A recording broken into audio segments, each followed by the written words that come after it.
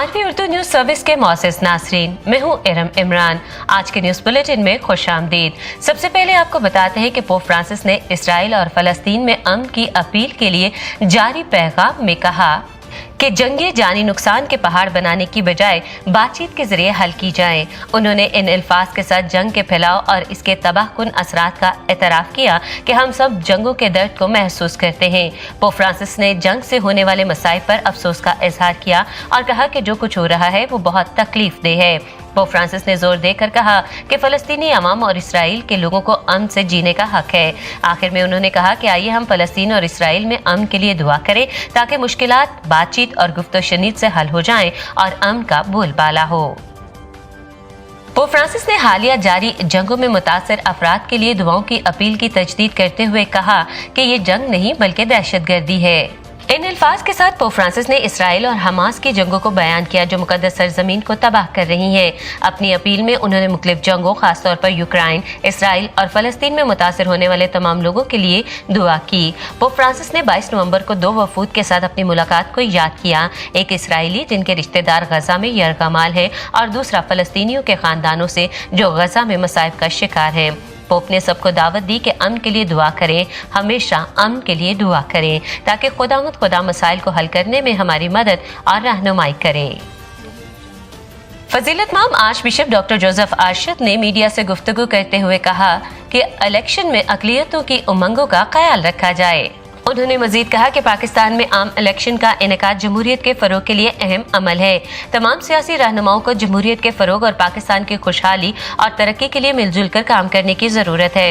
Election के इस अमल में अक़लियतों और माशरे के दीगर महरूम तबकों को भी नज़रअंदाज नहीं किया जा सकता, इसलिए अक़लियतों के लिए भी इलेक्शन में उनकी उमंगों का ख्याल रखा जाए। तमाम सियासी पार्टियों को चाहिए कि हकीकी जमहूरियत के लिए वो जनरल सीटों पर भी अक़लियती उम्मीदवारों को सामने लाएं। उन्होंने मजीद कहा कि क़याम पाकिस्तान की तहरीक से लेकर अब तक पाकिस्तान की तरक्की और खुशहाली और बहाली में अक़लियतों का कुलीदी किरदार रहा है।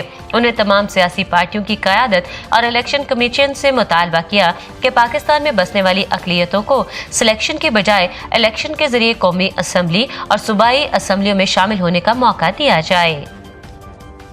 गुज़श्ता दिनों आज डायसिस ऑफ कराची के मुबशराने अंजील के लिए सेंट पैट्रिक्स कॉलेज ऑडिटोरियम में माहाना तरबियती नशिस्त का इनेकाद किया गया, जिसका उन्वान कलीसियाई आदाब मौसीकी था। इस तरबियती नशिस्त के मुकर्रर मास्टर शमशीन मुराद थे।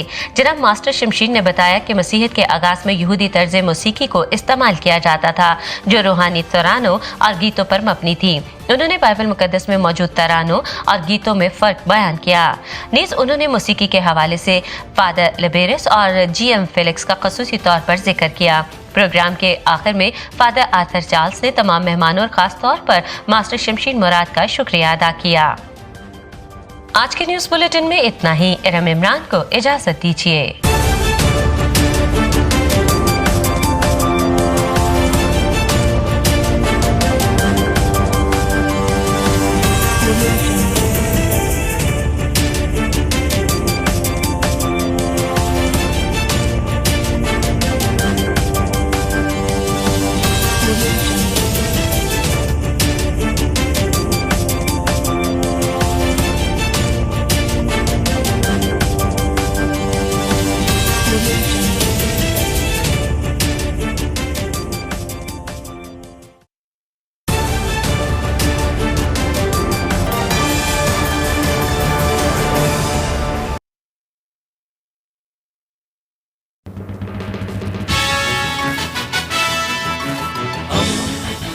दोस्ती का पैगंबर रेडियो वेरितास एशिया।